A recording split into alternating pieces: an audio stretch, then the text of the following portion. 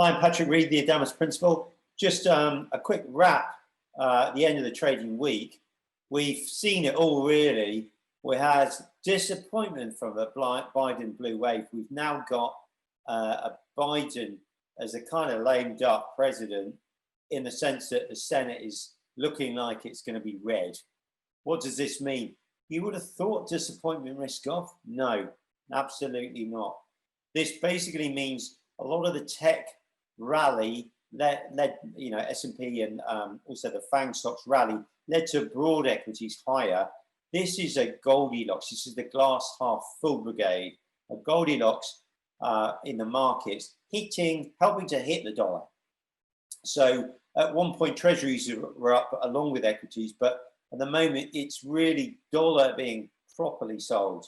We're at key levels in not just in G10 but in EM, and 92 around that area. If that breaks, that's the next target for dollar index. If that breaks, then it could get real ugly and real quick. But the first chart, let's have a look at euro dollar. Okay, so look, this 116.13, very key. Now I put an arrow there because this is a hammer. This is a hammer, and you can find hammers and shooting stars in a lot of the dollars on the daily.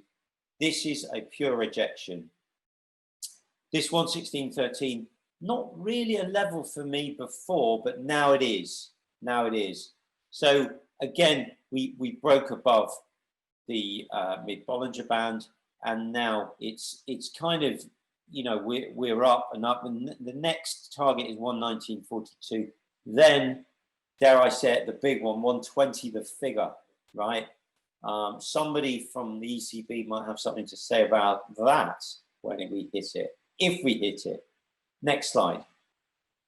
Okay, so Aussie dollar, really the recipient of a lot of this risk rally. RBA cutting, not really bothered. Any risk off, any China tensions, not really bothered at all.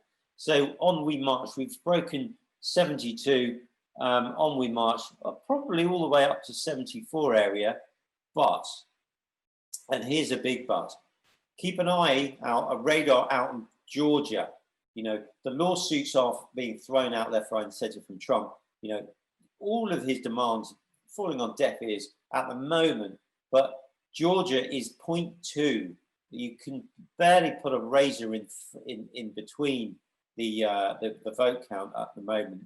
So the hornet's nest, my view is the hornet's nest might be kicked into Georgia.